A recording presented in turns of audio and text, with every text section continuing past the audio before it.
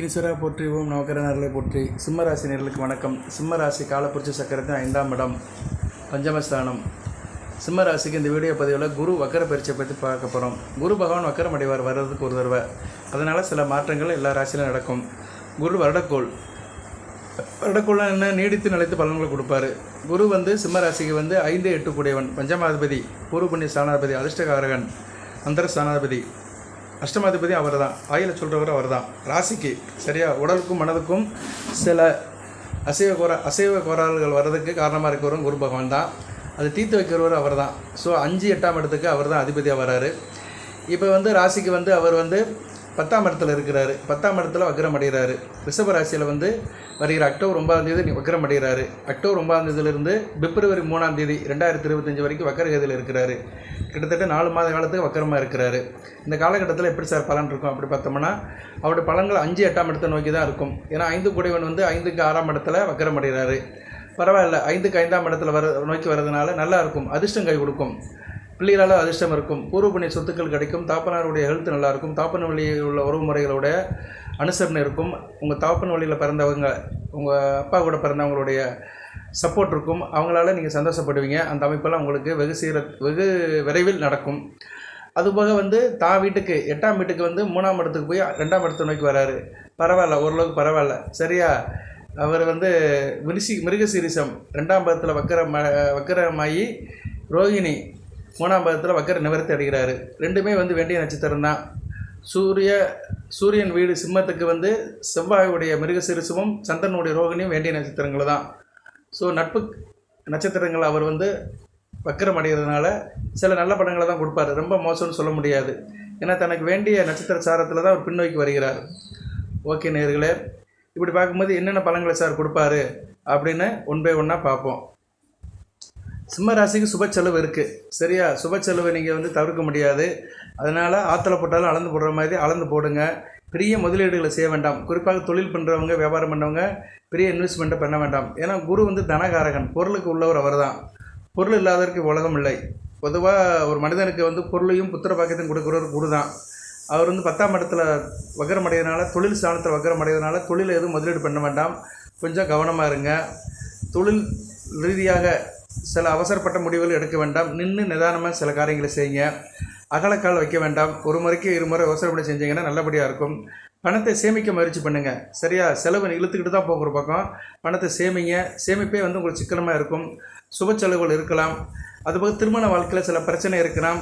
கணவன் மனைவி உறவில் சில கசப்பான உறவுகள் இருக்கலாம். அதனால் கவனமாக இருக்கணும். புதிதாக திருமணமானவர்கள், ஆல்ரெடி திருமணமாகி இருக்கிறவங்க கொஞ்சம் கவனமாக இருக்கணும். பிள்ளை குட்டி பிறந்து கொஞ்சம் நார்மல் லைஃப்பில் ரொட்டீனாக போயிட்டு இருக்கிறவங்களும் பிரச்சனை இருக்காது. ஒரு ஆரம்ப ஸ்டேஜில் திருமணமாக இருக்கிறவங்க கொஞ்சம் கவனமாக இருக்கணும். மிஸ் அண்டர்ஸ்டாண்டிங் வர்றதுக்கு வாய்ப்பு இருக்கும். கொஞ்சம் கவனமாக இருக்க வேண்டும். அதுக்கு போக கூடுதலாக 12ஆம் இடத்துக்கு செவ்வாய் வராரு. விரைய செவ்வாய் வராரு. சரியா, அடுத்த ராசிக்கு வருவார். கொஞ்சம் உஷ்ணப்பட்ட நிலையில் இருப்பீங்க. டென்ஷன் ஆவீங்க, பதட்டப்படுவீங்க. கொஞ்சம் கவனமாக இருக்க வேண்டும். சரியா நேயர்களே, கொஞ்சம் கவனமாக இருக்க வேண்டும். அடுத்து கடன் விஷயம். கடன் இன்றைக்கி பெருசாக இருக்குது. கடன் வாங்குறதும் குற்றம், கடன் கொடுக்குறதும் குற்றம் வாங்க. அதாவது கடன் வாங்கவும் கூடாது, கடன் கொடுக்கவும் கூடாது. அப்படி வாழ பழகிட்டோம்னா வாழ்க்கையில் நமக்கு பிரச்சனை தான். இந்த காலகட்டத்தில் கடன் உங்கள்கிட்ட வாங்கினவங்க உடனே கொடுத்துருவாங்க. கடன்லாம் ரிட்டர்ன் ஆகும். சரியா, அதுக்கு முகாந்திரம் இருக்குது. நீங்கள் யார்கிட்ட கடன் கொடுத்துருந்தீங்கன்னா அவங்க திருப்பி கொடுத்துருவாங்க. அதுபோக கடனை பற்றி நிறைய நேரில் கேட்குறாங்க. நான் நிறைய வீடியோ போட்டுக்கிறேன். கடனை பற்றி சில தகவலெலாம் சொல்லியிருக்கிறேன். இந்த வீடியோவிலும் ஒரு சில தகவல்களை சொல்கிறேன். கடன் நீங்கள் வாங்கியிருந்தீங்கன்னா அது திருப்பி அடைக்கிறதுக்கு என்ன சார் செய்யணும் அப்படின்னா, திருப்பி அடைக்கிறதுக்கு முதல் நினைக்கணும். நம்ம கடன் பட்டிருக்கிறோம், நம்ம செலவுகளை குறைச்சிட்டு திருப்பி கடனை அடைக்கணும்னு முதல் நீங்கள் மனசார நினைக்கணும். பணத்தை சேமிக்கணும், கடனை அடைக்கணும். ஏன்னா கடன் வட்டி போடும். அது வட்டி போட்டு குட்டி போட்டு பெருகிட்டே இருக்கும். அப்புறம் முதலுக்கு மோசமாயிரும். கவனமாக இருக்கணும். செவ்வாய்க்கிழமை யமகண்டம் வேலையில் சிவபெருமானை கும்பிடணும். சிவனாலயத்துக்கு போயிட்டு செவ்வாய்க்கிழமை யமகண்ட வேலையில் சிவபெருமானை கும்பிடணும். அப்படி கும்பிட பழகிட்டிங்கன்னா உங்களுக்கு கடன் சீக்கிரமாக அடைஞ்சு போயிடும். அதுவே செவ்வாய்க்கிழமை செவ்வாய் வர மதியம் 1 to 2 கடனை திருப்பி கொடுக்கணும். வெள்ளிக்கிழமை இரவு 8 to 9 மகாலட்சுமி தாயை கும்பிடணும். இந்த 3 வழிபாடையும் தொடர்ந்து செஞ்சீங்கன்னா நல்லபடியாக இருக்கும். சரியா, இதில் 2 வழிபாடு, ஒன்று செயல்பாடுன்னு என்ன, கடனை திருப்பி கொடுக்குற நேரம். கடனை திருப்பி கொடுக்குறது செவ்வாய்க்கிழமை செவ்வாய் வரையில் கொடுக்கணும். சரியா, அது காலையில் 6 to 7 இருக்கலாம், இரவு 8 to 9 கூட இருக்கலாம். உங்கள் சௌரியம் தான். அந்த டைம் பார்த்து கொடுத்தீங்கன்னா சீக்கிரம் அந்த கடன் தொல்லை தீரும். ஓகே நேயர்களே, அடுத்து இன்னும் நிறைய பரிகாரங்கள்லாம் இருக்குது. அதுக்கு நான் தனியாக ஒரு வீடியோ போடுறேன். சிம்ம ராசிக்கு வந்து கடன் பிரச்சனை எப்படி தீரும்னு வீடியோ போடுறேன். அது ஒரு பக்கம் இருக்கட்டும். இப்போ இந்த காலகட்டத்தில் குரு வக்கர காலகட்டத்தில் சிம்ம ராசிக்கு லாட்டரி சீட்டு யோகம் இருக்குது. சரியா? போட்டி பந்தயங்கள்லாம் நல்ல ஒரு யோகம் இருக்குது. பிஸ்னஸில் சரியான லாபம் இருக்குது. பிஸ்னஸில் அகலக்கால் தான் வைக்கக்கூடாது. அகலக்கால் வைக்காமல் ரொட்டீனாக போகிற வேலையை பார்த்தீங்கன்னா அதில் நல்ல லாபம் இருக்குது. மாத ஊதியம் பெறவங்களுக்கு நல்ல ஒரு வாய்ப்பு இருக்குது. சம்பளம் நல்லபடியாக வரும். தீபாவளிக்கெலாம் 2-3 மாதம் போனஸ்லாம் வர்றதுக்கு வாய்ப்பு இருக்குது. தீபாவளி முன்னிட்டு சிம்மராசிக்கு சிறப்பாக தாங்க இருக்குது. சரியா? நான் தனியாக ஒரு வீடியோ போடுறேன். சரியா? இப்போ நவராத்திரி முடிஞ்சிட்டு இப்போ நல்லா தான் இருக்குது. இப்போ வருகின்ற காலத்தில் வந்து இப்போ குழு நடக்குது. இந்த காலகட்டமே சிம்மராசிக்கு நல்ல விதமாக தான் பார்க்கப்படுகிறது. ராசிக்கு வந்து 3, 4ஆம் இடங்கள் 5ஆம் இடங்கள்லாம் வலுப்படுது. அதுபோக ராசிக்கு வந்து 9, 10, 11ஆம் இடமும் வலுப்பட்டு இருக்கிறதுனால சிறப்பாக தான் பார்க்கப்படுகிறது. தாப்பனார் விஷயத்தில் மட்டும் கொஞ்சம் கவனமாக இருங்க. ஏன்னா அடுத்த வருகின்ற காலகட்டம் வந்து 9 கூடியவன் 12ஆம் இடத்துல நீசம் அடைவார். யார்? செவ்வாய். அக்டோபர் 20க்கு பின்னாடி. அதனால் அக்டோபர் 20க்கு பின்னாடி தாப்பனார் விஷயத்தில் கொஞ்சம் எச்சரிக்கையாக இருக்க வேண்டும். தொழில் வளர்ச்சி, சொத்து வளர்ச்சியெலாம் அவங்க நல்லபடியாக இருக்கும். இந்த குரு வக்கர பயிற்சிக்கு பின்னாடி கவனமாக இருங்க. ஆரோக்கியத்தில் கொஞ்சம் கவனமாக இருக்கணும். சரியா? ஆரோக்கியம் ரொம்ப எச்சரிக்கையாக இருக்க வேண்டும். தேக ஆரோக்கியத்தை நல்லபடியாக பார்த்துக்கோங்க. அரசியல் கட்சியில் இருக்கிறவங்க கவனமாக இருங்க. பதவிகள் காலியாயிரும். போஸ்டிங்கெல்லாம் பிடுங்கிடுவாங்க. இருக்கிறத விட்டு கையை கட்டிட்டு இருக்கணும். உள்ளதும் போச்சப்பா அப்படின்னு சொல்கிற மாதிரி இருக்கும். அதனால் அரசியல்வாதிகள் நீங்கள் எடுக்கிற காரியத்தில் கவனமாக இருங்க, எச்சரிக்கையாக இருங்க. ஏன்னா இந்த குரு வக்கர பயிற்சி வந்து சரியில்லை. நான் இதுக்கு முன்னாடி போட்ட வீடியோவில் கொஞ்சம் நல்லா இருக்குன்னு சொல்லியிருப்பேன். இருந்தாலும் உங்களுக்கு வந்து இப்போ இந்த குரு வக்கரம் ஆகிட்டதுனால அக்டோபர் 9ஆம் தேதிக்கு மேலே நிலவரம் அப்படி டக்குன்னு மாறும். அதுபோல் உங்கள் ராசிநாதன் 10ஆம் இடத்துல நீசம் அடைவார். ஐப்பசி 20 வரைக்கும். ஸோ அந்த காலகட்டம் கொஞ்சம் குருஷியலாக இருக்கும். ஏன்னா ராசிநாதன் வந்து 3ஆம் இடத்துல குருஷியல் ஆவார், இதாவார், நீசம் அடைவார். ஐப்பசி 20 வரைக்கும் கொஞ்சம் கவனமாக இருக்கணும். சரியா நேர்களே? இதை கொஞ்சம் மைண்டில் வச்சுக்கோங்க. அதுபோக வந்து வேலை பார்க்கும்போது கொஞ்சம் கவனமாக இருக்கணும். சரியா? தனியார் வேலையாக இருந்தாலும் சரி, அரசு வேலையாக இருந்தாலும் சரி. அரசாங்க வேலையில் உடனே டிஸ்மிஸ் பண்ண மாட்டாங்க, சஸ்பெண்ட் பண்ணுவாங்க, இல்லைன்னா வார்ன் பண்ணுவாங்க. ஆனால் ப்ரைவேட்டில் இருக்கிறவங்க திடீர்னு டெர்மினேட் லெட்டர் கொடுத்துருவாங்க, டெர்மினேஷன் பண்ணிடுவாங்க. அதனால் தனியார் வேலையில் இருக்கிறவங்க கொஞ்சம் கூடுதல் கவனமாக தான் இருக்கணும். அதை வந்து உங்களுக்கு நான் இந்த வீடியோ மூலமா தெரியப்படுத்திக்கிறேன். அது எந்த வேலை, எப்படிப்பட்ட வேலைங்கிறது உங்கள் ஜனன ஜாதகத்தை பார்த்தா தான் தெரியும். இருந்தாலும் வேலையில் இருக்கிறவங்க கொஞ்சம் கூடுதல் கவனமாக இருக்க வேண்டியது சிறப்பு. சரியா? ஓகே நேயர்களே, அடுத்து பார்த்தோம்னா உங்களுக்கு சில பிரச்சனைகள் இருந்திருக்கும். அந்த பிரச்சனைகள்லாம் இப்போதைக்கு சரியாக போயிடும். சரியா? குடும்பத்தில் சில சுப நிகழ்ச்சி நடக்கலைன்னு இருக்கிறவங்களுக்கு அடுத்த வருட காலத்தில் சுப நிகழ்ச்சி நடக்கும். அதுபோல் குடும்பத்தில் இந்த மந்த நிலை மாறி சுறுசுறுப்பாக டியூட்டிக்காக இருப்பீங்க. எல்லாருக்கிட்டையும் இணக்கமாக இருப்பீங்க. நல்ல விதமாக தான் பார்க்கப்படுகிறது. ஆள் நல்லா இருப்பீங்க, கலையாக இருப்பீங்க. முகத்தில் ஒரு திஷ்யநியம் இருக்கும். நடவடிக்கை நல்லபடியாக இருக்கும். படிக்கிற மாணவர்கள் நல்லபடியாக படிப்பீங்க. பெரியவர்கிட்ட அன்பாக இருப்பீங்க, மரியாதையாக இருப்பீங்க. இதெல்லாம் வந்து சிறப்பாக இருக்கும். அதுபோக வந்து இளைய சகோதர விஷயத்தில் நல்ல ஒரு ஏற்றம் இருக்கும். தம்பி தங்கச்சி விஷயத்தில் நல்லா இருக்கும். காரிய அனுகூலம் இருக்கும். தொட்ட காரியம் தொடங்கும். ஒரு முன்னேற்றம் இருக்கும். ஒரு குறிப்பிட்ட தூரத்தில் வேலை வெட்டிக்கு போயிட்டு வரவங்களுக்கு நல்ல ஒரு காலமாக இருக்கும். அதாவது உங்கள் வீட்டில் இருந்து ஒரு ஷார்ட் டிஸ்டன்ஸில் வேலைக்கு போய்ட்டு வரவங்களுக்கு நல்லாயிருக்கும். 2 வீலர்லேயோ பஸ்ஸில் போய்ட்டு வரவங்களுக்கு நல்லாயிருக்கும். வெளியூர் வெளிமாநில சம்மந்தப்பட்டவங்களும் கொஞ்சம் எச்சரிக்கையாக இருக்கணும். சரியா? அந்நிய தேசம் அந்நிய மாநிலம் இருக்கிறவங்களாம் ரொம்ப எச்சரிக்கையாக இருக்கணும். நான் அதுக்கு அடுத்து வர காலத்தில் வீடியோ போடுறேன் நான். அதுபோக வந்து பிள்ளைகள் விஷயத்தில் நல்ல ஒரு மாற்றம் இருக்கும், ஏற்றம் இருக்கும், சந்தோஷம் இருக்கும். பிள்ளைகளால் பெருமைப்படுவீங்க. பிள்ளைகளோட படிப்பு, திருமண அமைப்பு, வேலை வாய்ப்பெல்லாம் சாதகமாக இருக்கும். அதனால் மனதில் உங்களுக்கு ஒரு நிறைவான சந்தோஷம் வரும். கூடுதலாக குலதெய்வத்தோட அருள் கிடைக்கும். பூர்வ புண்ணிய சொத்துக்கள் கிடைக்கும். தகப்பனொழி சொத்துக்கள் கிடைக்கும். அதிர்ஷ்டம் கை கொடுக்கும். அதான் ஏற்கனவே சொன்ன லாட்டரி சீட்டு யோகம் கிடைக்கும்னு சொல்லியிருக்கிறேன். லாட்டரி சீட்டு யோகம் கிடைக்கணும்னா ஜன ஜாதகத்தில் அமைப்பு இருக்கணும். நான் பல வீடியோவில் சொல்லியிருக்கிறேன். அதை திருப்பி சொல்ல வேண்டிய அவசியம் இல்லை. கோச்சாரத்தில் அந்த அமைப்பு இருந்தாலுமே ஜனன ஜாதகத்தில் மகாதன யோகம் என்ற அமைப்பு இருக்கணும். ஜனன ஜாதகத்தில் லக்கணத்திலிருந்து 2, 5, 9, 11 கூட வலுத்து அவர்கள் சம்மந்தப்பட்ட ரிலேட்டடான தசாபுத்தி நடந்துச்சுன்னா அந்த லாட்டரி சீட்டு யோகம் இருக்கும். லாட்டரி சீட்டு யோகம்னா எல்லாத்துக்கும் மொதல் பரிசு கிடைக்கணும்னு நான் சொல்ல மாட்டேன். ஏதோ ஒன்று கிடைக்கும். சரியா? அதுபோக லாட்டரி சீட்டு தான் பணம் வரும்னு சொல்ல முடியாது. எதிர்பார்த்த பணம் கிடைக்கும். மற்றவங்களோட பணம் கிடைக்கும். விடுபட்டு போன பணம் கிடைக்கும். இன்சூரன்ஸ் பணம் கிடைக்கும். நிலுவையில் உள்ள பணம் கிடைக்கும். அதுதான் சொன்னேன்ல, கடன் உங்கள்கிட்ட வாங்கினவங்க வந்து கடனை கொடுத்துருவாங்க. அதெல்லாம் எதிர்பார்த்துட்டு இருக்க மாட்டீங்க, டக்குன்னு திருப்பி கொடுத்துருவாங்க. ஸோ அது ஒரு வகையான பணம் தான். நம்மகிட்ட வாங்கிட்டு போனவன் கொடுப்பானா கொடுக்க மாட்டான்னு ஒரு எண்ணத்தில் இருந்திருப்போம். வட்டியும் கொடுத்துருக்க மாட்டான், அசலையும் திருப்பி கொடுத்துருக்க மாட்டான். அவன் வந்து கொடுத்துட்டு போயிடுவான். இந்த அசல் வட்டி அசலை கொடுத்துட்டு போயிட்டானா அது வந்து நமக்கு ஒரு லாட்டரி சீட்டு அடிச்ச மாதிரி தான். எதிர்பாராத பணம் தான். அப்படி தான் மனித வாழ்க்கையில் சம்பவங்கள் நடக்கும். அதை நினச்சி நம்ம திருப்திப்படுத்திக்கணும். ஓகே நேயர்களே, இப்படியே போயிட்டுருக்கு பலன்கள். குரு வக்கர பயிற்சி. சரியா? கடந்த ஒரு வருஷமாக கொஞ்சம் நல்லா தான் இருந்தீங்க. குரு வந்து ராசிக்கு 10ஆம் இடத்துலேருந்து சில பலன்கள் நல்ல பலன்கள் கொடுத்துட்டு தான் இருந்தார். குரு 10ஆம் இடத்துல மாதிரி இருக்கக்கூடாது. சரியா? குரு 10ஆம் இடத்துல இருந்தாலே பதவி காலியாகும்னு சொல்லுவாங்க. ஏன்னா 10ஆம் இடம் வந்து பதவி துரத்தல், பண நஷ்டம் தான். இப்போ 9ஆம் இடத்தை நோக்கி போகிறதுனால ஓரளவு காரிய அனுகூலம் இருக்கும், காரிய வெற்றி இருக்கும். சரியா? தகப்பனாருடைய ஹெல்த்தை தான் பார்க்கணும் வழியே தகப்பன் வழி உறவு முறையெல்லாம் நல்ல விதமாக தான் பார்க்கப்படும். இப்போ வந்து என்னென்னா இந்த காலகட்டத்தில் பிரச்சனைகள் கொஞ்சம் இருக்க தான் செய்யும். சேமிக்க முயற்சி பண்ணுங்கள். சேமிப்பு தான் இக்கணம் தேவை. செலவை குறைக்கணும், திட்டமிட்டு வாழணும், கையை சுருக்கணும், தேவையில்லாமல் அகலக்கால் வைக்காமல் செலவை குறைச்சிட்டு இருந்தீங்க நல்லபடியாக இருக்கும். வெளிநாடு வேலைகள் நல்லபடியாக இருக்கும். சரியா?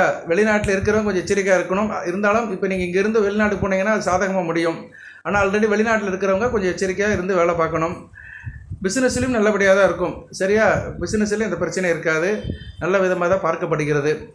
சிம்ம ராசிக்கு மற்ற கிரகங்கள் இப்போ எடுத்துட்டோம்னா குருவுக்கு சப்போர்ட் பண்ணுற கிரகங்கள் யாருன்னா குரு சுக்கிரன் வீட்டில் தான் இருக்கிறாரு. சுக்கிரன் இப்போ உங்கள் ராசிக்கு 3ஆம் இடத்துல இருக்கிறாரு. 3ஆம் இடத்துல ஆட்சி பெற்று தான் இருக்கிறாரு. 50% தான் பலன்கள் கொடுப்பாரு. ஏன்னா 3ஆம் இடம் வந்து சுக்கிரனுக்கு வந்து மறைவு ஸ்தானம் தான்.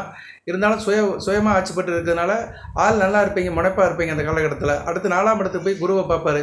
வக்கர குருவை பார்க்குறது அருமையான அமைப்பு தான். ஸோ அடுத்த வரையான காலகட்டங்கள் சுக்கிரனும் புதனும் உங்களுக்கு ராசிக்கு நல்ல பலன்களை கொடுக்குறாங்க. உங்கள் ராசிநாதன் 3ஆம் இடத்துல நீசமானாலுமே அவர் வந்து உபயசேன ஸ்தானத்தில் இருக்கிறதுனால ஓரளவு தைரிய காரிய வீரியத்தை கொடுப்பாரு. தொட்ட காரியம் தொடங்கும், காரிய அனுகூலம் இருக்கும். ஸோ கூட்டி கழித்து பார்த்தோம்னா ஆள் சுறுசுறுப்பாக இருப்பீங்க, எனர்ஜெட்டிக்காக இருப்பீங்க. இந்த குரு வக்கர பயிற்சி ஒரு பக்கம் இருந்தாலுமே நீங்கள் வந்து எனர்ஜெட்டிக்காக இருப்பீங்க. முயற்சிதம் மெய்விருத்த கூலி தரும் அப்படின்னு வள்ளுவர் சொன்ன மாதிரி உங்கள் முயற்சி வந்து உங்களுக்கு நல்ல ஒரு முன்னேற்றத்தை கொடுக்கும். அதில் தோந்து போக மாட்டீங்க. அது ரொம்ப ஒரு முக்கியமான விஷயங்க. கிரகங்கள் என்னதான் ஒரு பலன் கொடுத்தாலும் தனிப்பட்ட முறையில் நீங்கள் வந்து ஆணாக இருந்தாலும் சரி, பெண்ணாக இருந்தாலும் சரி, வயதுக்கு ஏற்ற மாதிரி வேகமாக இருப்பீங்க. சரியா? இப்போ ஒரு 30 வயதில் இருக்கிற ஆண் வந்து நல்ல ஃபோர்ஸாக இருப்பார், சிம்மராசியில் நல்லா இருப்பார். சரியாக இழுத்து போட்டு எல்லா வேலையும் பார்ப்பார், முட்டி மோதி எல்லாத்தையும் சாதிப்பார். அப்பேற்பட்ட அமைப்பை வந்து கிரகங்கள் வந்து உங்களுக்கு அடுத்தடுத்து கொடுக்கும். ஏன்னா 3ஆம் இடம் வந்து பலப்படுது. 3ஆம் இடத்துல சுக்கிரன் இருக்கிறாரு, அடுத்து சூரியன் போகிறாரு, புதன் போகிறாரு. ஸோ அது நல்ல விதமாக இருக்கும். 9ஆம் இடமும் பலப்படும். சரியா? அது ஒரு வகைக்கு நல்லதான். காரிய அனுகூலம் இருக்கும், காரிய வெற்றி இருக்கும், கை நிறைய காசு கிடைக்கும். சரியா? அதை கவனமாக பார்த்துக்கோங்க. செலவும் ஒரு பக்கம் வந்துக்கிட்டு இருக்குது, பின்னாடி வந்துக்கிட்டே இருக்குது. செலவையும் சுருக்கிக்கோங்க. ஓகே. இந்த குரு வக்கர பயிற்சி 100க்கு ஒரு 75% உங்களுக்கு நல்லாயிருக்கும். ஒரு யோகத்தை தான் கொடுக்கும். சரியா நேர்களே? சில விஷயங்கள் புரட்டி போட்ட மாதிரி இருக்கும், புரட்டி போட்ட மாதிரி யோக பலன்களை கொடுக்கும். அதுக்கு ஏற்ற மாதிரி உங்களுக்கு தயார் பண்ணிக்கோங்க. அதுபோக ஜனன ஜாதகத்தில் குரு வளர்த்தவங்களுக்கு கூடுதல் சிறப்பாக இருக்கும். சரியா நேர்களே? ஜனன ஜாதகத்தில் நீங்கள் சிம்ம ராசியில் மேச லக்கணம், கடக லக்கணம், சிம்ம லக்கணம், விருச்சிக லக்கணம், தனுசு லக்கணம், மீன லக்கணத்தில் பிறந்தவங்களுக்கு குரு வந்து எப்போயுமே நல்ல பலன்களை கொடுப்பாரு. அதுபோக அந்த குரு தசை நடக்கிறவங்களுக்கும் இந்த காலகட்டம் நல்லா இருக்கும். ஜனன ஜாதகத்தில் குரு வக்கரமானவங்களுக்கு மிகச்சிறப்பாக இருக்கும். சில பேருக்கு ஜனன ஜாதகத்தில் குரு வக்கரமாக இருப்பார்.